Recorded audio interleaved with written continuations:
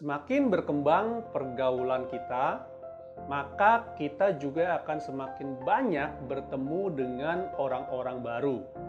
Dan ketika kita berkomunitas, seperti contoh di iCommunity ini, Anda akan bertemu dengan orang-orang dari berbagai latar belakang, mulai dari pebisnis, pemula, hingga pengusaha grup TBK.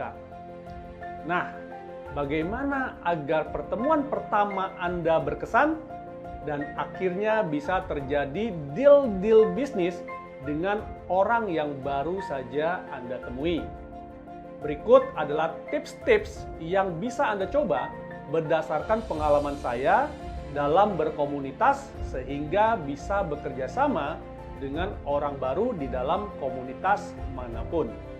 Pertama, Anda harus percaya diri dan menjadi orang yang ramah. Di dalam sebuah pertemuan, baik di komunitas atau dimanapun, Anda harus percaya diri dan bersikap ramah terhadap setiap orang yang Anda temui.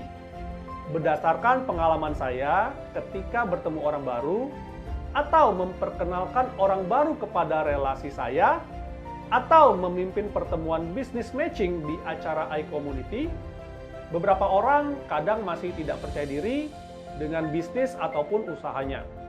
Dengan mengeluarkan kata-kata seperti, saya masih baru, bisnis saya masih kecil, saya mah nggak ada apa-apanya dibanding dengan Bapak, dan kalimat-kalimat yang mengesankan kurang percaya diri. Tahukah Anda, jika Anda mengeluarkan kata-kata tersebut, Anda justru sedang merendahkan usaha Anda. Yang perlu diingat, orang baru juga tidak tahu siapa Anda dan tidak mau tahu Anda sedang susah dalam usaha ataupun baru merintis usaha. Yang perlu mereka tahu adalah Anda seorang pengusaha. Titik. Jadi ketika berkenalan, cukup bilang Anda seorang pengusaha donat. Titik. Tidak perlu bilang merintis usaha donat rumahan, belum ada toko, dan lain-lainnya. Serta bersikaplah ramah dalam berkenalan. Yang kedua, mulailah obrolan dengan topik yang ringan. Jangan langsung berbicara topik yang berat seperti deal-deal bisnis Anda saat ini, apalagi langsung jualan, mempromosikan produk ataupun jasa Anda ketika baru pertama berkenalan. Mulailah dengan obrolan-obrolan yang ringan. Kalau saya sih biasanya membuka dengan formula FORM. Family, Occupation, Recreation, dan Message. Family, kita berbicara tentang keluarga, misalnya keluarga sehat Pak, ya, anak sekolah di mana, dan lain-lain. Occupation, kita berbicara mengenai pekerjaannya dia, misal kantornya di mana, usahanya apa, dan lain-lain. Recreation, kita berbicara tentang hobi dan liburan.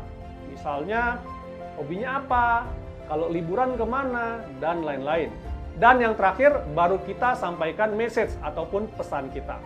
Kalau saya tidak akan menjelaskan bisnis saya pada pertemuan di awal, kalau tidak ditanya. Saya akan fokus menggali informasi dan bersikap ramah saja di dalam setiap pertemuan awal sehingga meninggalkan kesan positif.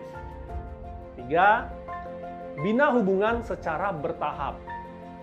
Setiap orang memiliki zonanya masing-masing.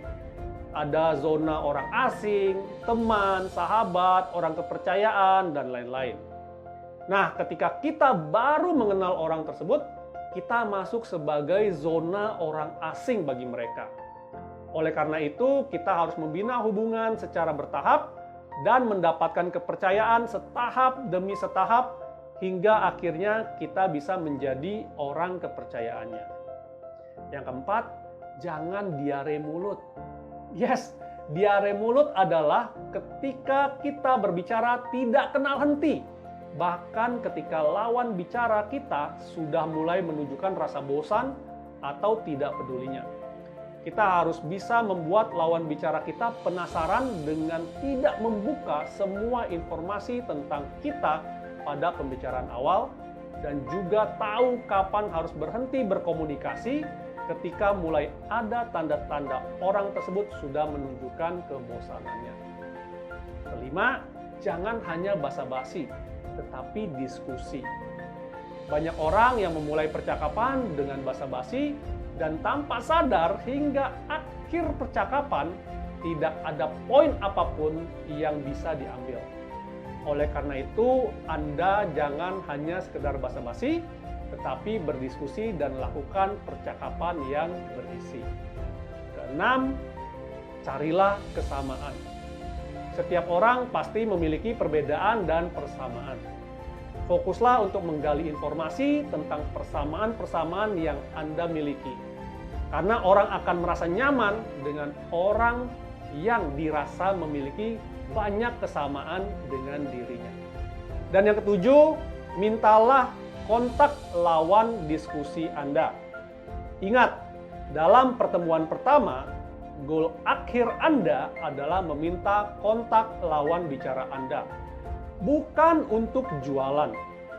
Setelah mendapatkan kontak, jangan lupa untuk di-follow up untuk melakukan meeting-meeting selanjutnya. Dengan demikian, Anda akan menciptakan kedekatan dan sedikit demi sedikit menanamkan kepercayaan kepada orang tersebut. Oke, itulah tips cara berkenalan dengan orang baru berdasarkan pengalaman saya mengembangkan network dengan sesama pebisnis. Semoga tips ini juga membantu Anda dalam mengembangkan network Anda.